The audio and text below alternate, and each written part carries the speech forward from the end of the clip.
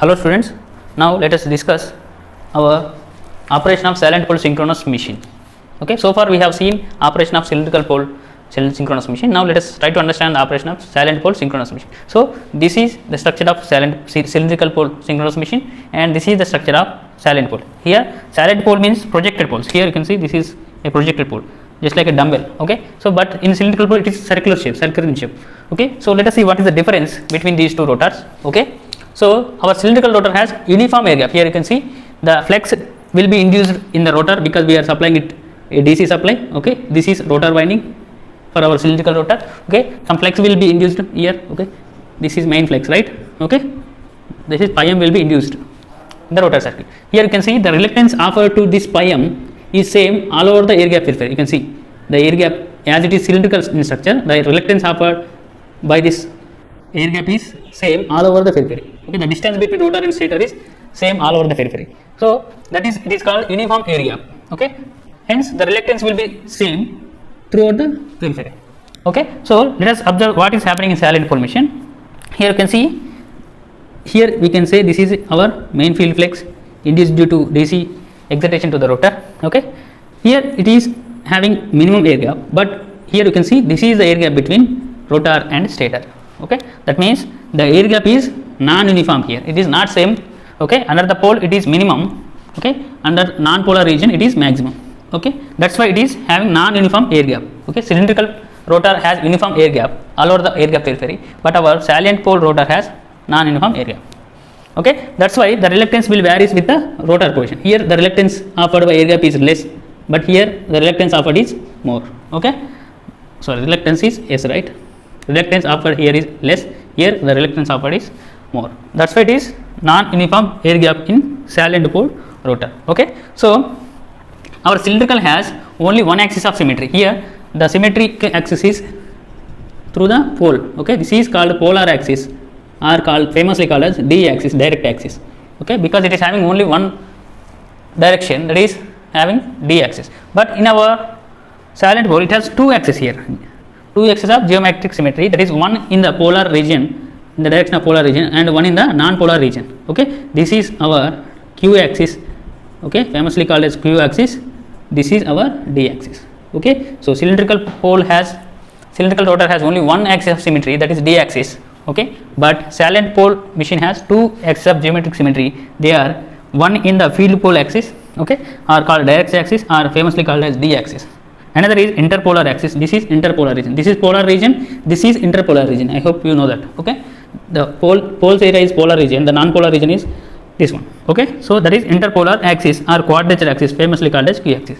So our silent pole has two axes of symmetry, that is one is direct axis, that is D axis, another is quadrature axis, that is Q axis. Okay, here we know that the MMF experienced by D axis is this one, this axis D axis is, one is main field flex, okay, pi m, and another is armature flex, that is pi a.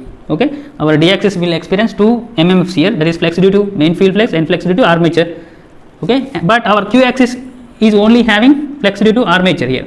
The main field flex no has component in Q axis. There is no Q component for our direct flex, main field flex. There is only one flex, that is armature flex. Okay, so in order to understand the silent pole machine operation, we are going to have one more concept, that is developed by Blondel, two reaction field theory.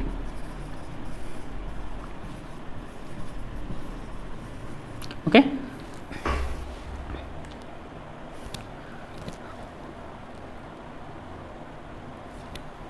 now let us try to understand what is a two reaction theory. Okay, now let us try to understand phasor diagram of our silent pole synchronous machine using two reaction theory. Okay, so we know that, so by applying pi m you will be getting a induced EMF in the stator of our synchronous machine, that is E naught, and Vt will be lagged by E naught by a angle, that is power angle or load angle. Here delta is load angle or power angle. Okay, here the angle between our terminal voltage and armature current is power factor angle, that is pi is power factor angle. Okay, and angle between E naught and Ia is called internal power factor angle, that is psi. Okay, psi is internal power factor angle. Okay, you all know that. Okay, right, the angle between E naught and Vt is load angle, and E naught and Ia is internal power factor angle, and angle between Vt and terminal voltage and armature current is power factor n. Okay, so these are known factors up to this. Okay, now let us see what is the difference between cylindrical and cylindrical phasor diagram. So this was up to this is equivalent to cylindrical phasor diagram also. Now let us see what is happening to this phasor diagram. Okay, so according to two reaction theory, the armature current Ia can be resolved into two components here. Here this is our armature current Ia.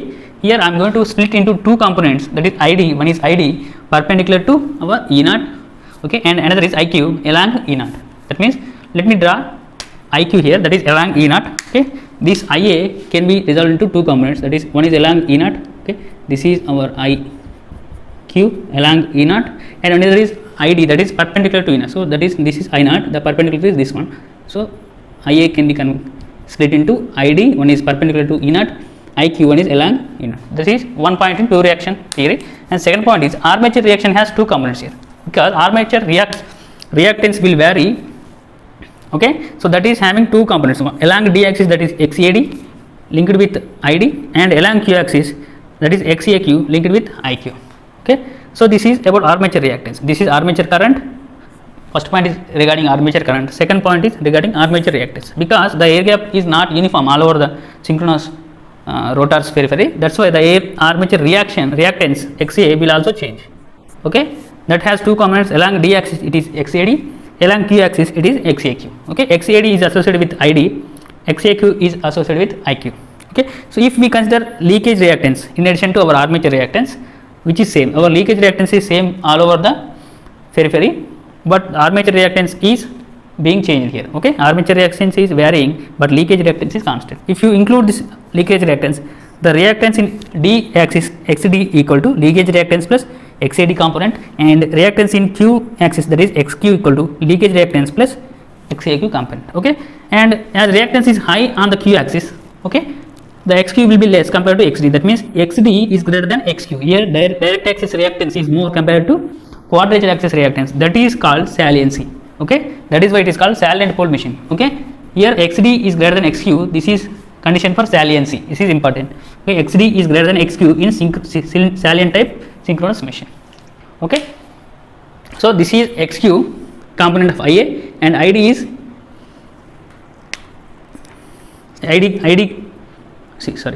So this is Q component of Ia. This is D component of Ia. So using our power factor angle psi, I can write ID equal to, what is this ID? ID is equivalent to our sin psi. I can write by using triangle IQ equal to cos psi. Okay, here this is important. ID equal to Ia cos, Ia sin psi, Ia times sin psi, and IQ equal to Ia cos psi. Okay, Ia sin psi is ID, Ia cos psi is IQ. Okay, I hope you know the thing, right? Here let us take this. This is ID, this is Ia, this is IQ. Okay, this is psi, this is psi. Sin psi equal to Ia by ID, opposite side by hypotenuse, that is IQ by, this is IQ, right? This is Ia, this is ID. Okay, IQ opposite by hypotenuse, that is IQ by Ia. So IQ equal to Ia times sin psi, and I cos psi, if you apply cos psi, that will be adjacent ID by hypotenuse Ia, that will be ID equal to IQ cos psi, Ia is cos psi. This is Ia. Okay, so I hope you know that, right? So ID equal to Ia sin psi and IQ equal to Ia cos psi. Okay, now let us elaborate this so that we can derive some formulas using this phasor diagram for our synchronous machine. Okay, let us do it. Okay, now let us see what we can obtain from our phasor diagram of silent pole synchronous generator. Okay, here the component currents are ID and XQ. They provide voltage drops. Okay, the component currents ID and IQ of Ia are providing a voltage drops, that is J ID XD and J IQ XQ. So this is due to ID and this is due to IQ. Okay, now for a lagging power factor load, this ID XD will be drawn perpendicular to our ID component in phasor diagram, and this ID XQ is drawn perpendicular to IQ, because they are not resistive drops. As they are reactive drops, they will be drawn perpendicular to their respective current component. Okay, so let us see, observe the equivalent circuit. Here this is equivalent circuit of our silent pole synchronous machine. This is our terminal voltage. Okay, this is our generated EMF, and the armature reactance here you can see is divided into two components, that is XD and XQ, and armature resistance is same, which is very low, less value. Okay, and running condition it will be around 0.5 2 ohm per phase like this. Okay, this is very small value, array is very small value which can be neglected also, and this is terminal voltage. So this is phasor diagram of our silent pole synchronous machine. Okay, let me erase this.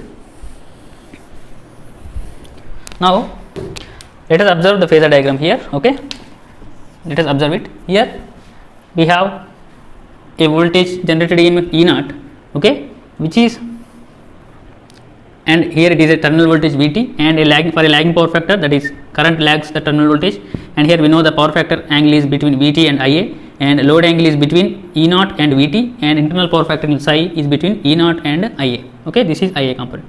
So that armature resistance drop is drawn parallel with Ia current, okay, because it is resistive drop, so the drop should be drawn parallel to respective component of current, that is Ia Ra drop is drawn parallel with this Ia current. Okay, here I have drawn. Now here the reactive component has split into two components, that is IDXD, another is IQXQ. Okay, because they are reactive components, they should be drawn perpendicular to respective current components. Here IDXD should be drawn perpendicular to its respective current. This ID is in this position, so its perpendicular will be like this. Okay, this is drawn perpendicular to ID, and this should be drawn perpendicular to IQ, as IQ is this component. Okay, this should be IQXQ should be perpendicular.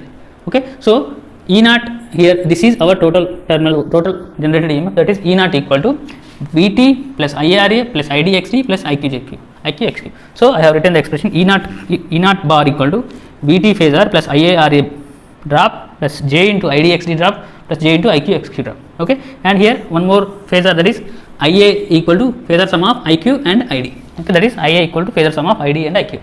If you neglect our armature resistance, because it is very less value ohm per phase, okay, I am going to neglect this, so the expression will become E naught plus Vt, so this drop will be neglected, and J into IDXD plus IQXQ. So let us draw the phasor diagram for this expression without armature resistance. So that will be like this. Okay, this will be our E naught, this will be our Vt, and for lagging power factor current will be like this, Ia. Okay, so this will be ID, this will be IQ. Okay, IQ, this is our Ia.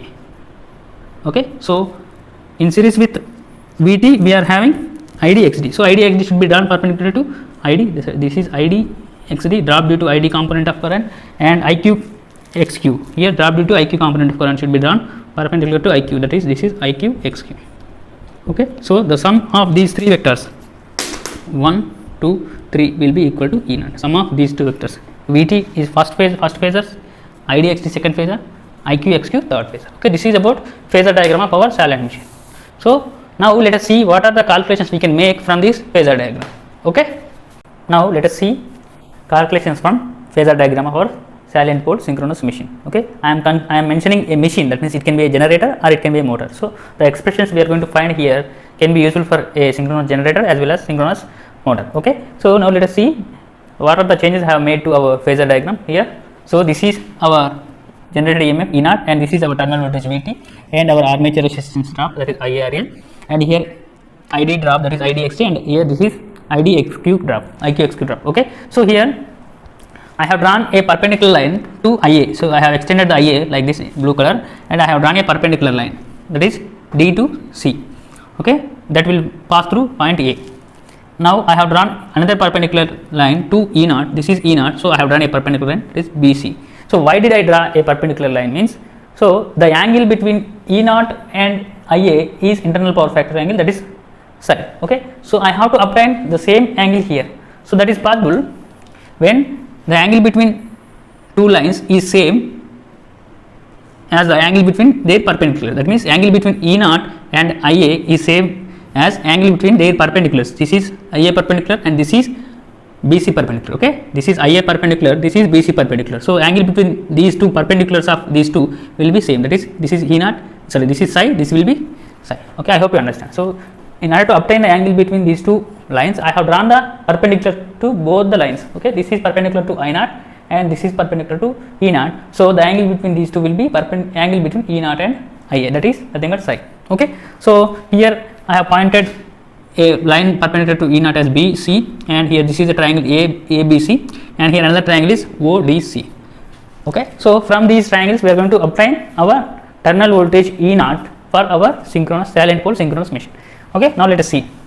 So I have drawn, we are going to find E naught in terms of ID and IQ here. Okay, this is important. So let us start. So DC is a perpendicular to IA and BC is perpendicular to E naught. So this is DC 90 degrees to IA line. Okay, this is IA line and BC is perpendicular to E naught. Okay, and angle between ACB, this is angle between ACB will be psi, because the angle between two lines will be same as the angle between their perpendiculars. Okay, so we already obtained ID equal to IA into sin psi and IQ equal to IA into cos psi. So from this IA can be written as IQ by cos psi, that I consider as equation 1. Okay, now let us consider from triangle ABC. So this is our triangle ABC.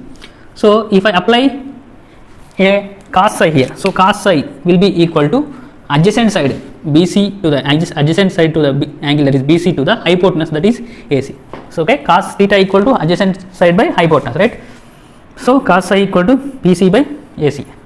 So AC can be written as BC by cos psi. So AC equal to BC by cos psi. So we have obtained BC. What is BC value? Here you can see this BC magnitude is equal to IQ XQ. Can I replace BC with IQ XQ?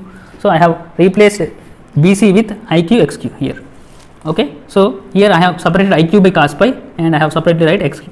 So this IQ by cos psi, can I replace with expression 1? So IQ by cos psi equal to IA. So I have replaced with IA here. So that will be AC equal to IA into XQ. Okay, okay. So as IQ by cos psi is IA. So I consider this as expression 2. Okay. Now let us consider second triangle, that is ODC. This is ODC. That is a right angle triangle. Okay. Now let us apply tan psi here. Here this is psi is angle between these two. So this is psi. Okay. Here this is psi. So that is tan psi will be opposite sign by adjacent side. Okay. This is opposite side is D by DC. Tan psi is equal to opposite side DC by adjacent side OD. Okay. So DC can be written as DA plus AC component. So that is DA plus AC component. OD can be written as OE. OE is a point from VT to our IA dotted line. Okay, that is OE plus ED. So ED magnitude is equal to IA RA. Okay, so DA plus AC is DC and OE plus ED is OD. I am going to replace the values here. DA here, where is DA here? This is DA. So this component is equivalent to this component. That is, this is VT. This VT vector sin pi component. Okay, and here OE is VT vector cos pi component. Okay, this is sin pi component, this is cos pi component. Okay, I can replace DA with VT sin pi and OE with VT cos pi here. Okay, plus AC we have obtained from equation AC equal to IA into XQ. This is AC can be replaced with second equation, that is IA into XQ. So IA into XQ, and ED magnitude is IA into RA, that is armature voltage drop. This is IA into RA. Okay, there is nothing over else. If you can draw this phasor diagram, you can obtain the values here. Okay, here one more thing here, this plus and minus. This plus is for synchronous silent pole generator and minus is for motor. Okay, this is important. And from this equation 3, I consider this as equation 3, we can find the value of psi here. So psi can be found if you have pi and these values, you can find the psi value. Okay, that is internal power factor angle can be found by equation 3. Okay, and we have delta, that is load angle equal to pi plus or minus psi. Okay, as pi plus psi is for generator and pi minus psi is for motor. Okay, so we can write E naught expression from these components, that is, this is our E naught, this is what we are going to find. So that is sum of here this vector and this vector. Okay, so what is this vector? This vector is Vt into sin, Vt into, what is this? Vt into cos delta vector. So this is Vc into cos delta, Vt into cos delta factor. So what is this vector? That is Vt cos delta vector. Here the angle between these two vectors is cos delta, that is load angle. So this vector will be Vt cos delta, that is Vt cos delta, and here this magnitude is equivalent to, this is IRA. So this is our IQ line. So that will be IQRA. As it is IA, this is parallel to IA, this is IRA. As this is parallel to IQ, that will be IQRA component voltage drop. Then this magnitude between this and this will be ID XD. So E naught can be written as Vt cos delta plus IQRA plus ID XD. This is vector sum. Okay, so I can write Vt cos delta. Here plus is for generator and minus is for motor, and IQRA, this is IQRA component, plus ID XD. So this is what we are going to find. This is our EMF in case of generator or back EMF in case of motor. So this is in volts. Okay, so if this is our voltage generated by our machine. Okay, so now let us find delta value. We have found psi value. So if you can find the delta, you can find the pi. Okay, now let us try to find delta value. Okay, I hope you understand this. Okay, we have extended IA, and we have drawn a perpendicular to IA, that is DC, and we have drawn another perpendicular line to E naught, that is BC. Okay, from ABC the angle is psi, which is similar to E naught and IA, angle between E naught and IA. So from triangle ABC I have obtained cos psi here. Okay, cos psi, and from triangle ODC I have obtained tan psi. Okay, and just I have replaced all the values in terms of IAXQ and IARA and VT sin and VT cos pi. Okay, plus is for generator, minus is for motor. Okay, we know that delta is pi plus or minus psi, so delta equal to pi plus psi for generating operation, delta is pi minus psi for motoring operation. Now let us try to find delta here. Okay, now let us try to find angle delta. Okay, delta is power factor angle plus or minus internal power factor angle. So plus for generator action, minus for motoring action. Now let us see how can we find delta. So here we need to assume that armature resistance is neglected. That means armature resistance RA is 0. So the drop due to IQRA will be 0. Okay. So here the vector phasor diagram will be like this. Okay. So there will be no IQRA component. There will be directly ID XD component here. Okay. I hope you understand. There will be no effect of armature drop shear. So you know that ID equal to here, this ID equal to IA sin psi and IQ equal to IA cos psi, that is here, and from this delta equal to pi plus or minus psi, so I can write it psi equal to pi plus or minus delta. Okay, in place of psi here I am replacing psi with pi plus or minus delta in ID, and in place of psi I am replacing pi plus or minus delta in IQ.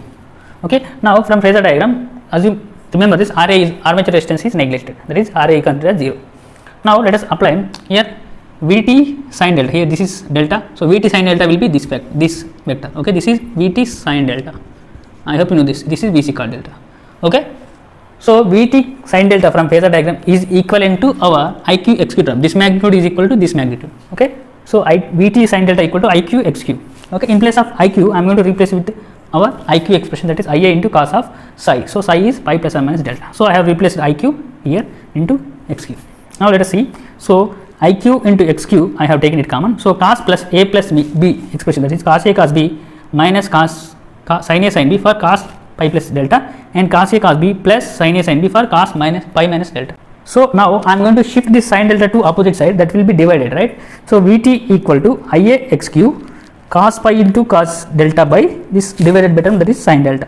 Similarly minus or plus sin pi into sin delta by this term, that is divided by sin delta. Okay, so this whole term become 1 by tan delta, that is here 1 by tan delta, that's it, and this get cancelled, so the leftover will be sin. So VT will be IA into XQ into cos pi by tan delta minus or plus sin pi. So if you can rearrange this expression, you can get tan delta here. That means if you multiply this IA XQ into the bracket, that will be IA XQ into cos pi by tan delta, and I have shifted this IA XQ into sin pi to the other side, that will be VT plus or minus IA XQ sin pi. So if I rewrite this expression, that will be tan delta equal to IA XQ into cos pi by VT plus or minus IA XQ into sin pi. So here this plus is for generator operation. If you are going to perform mathematical calculations for generator, you must consider plus here.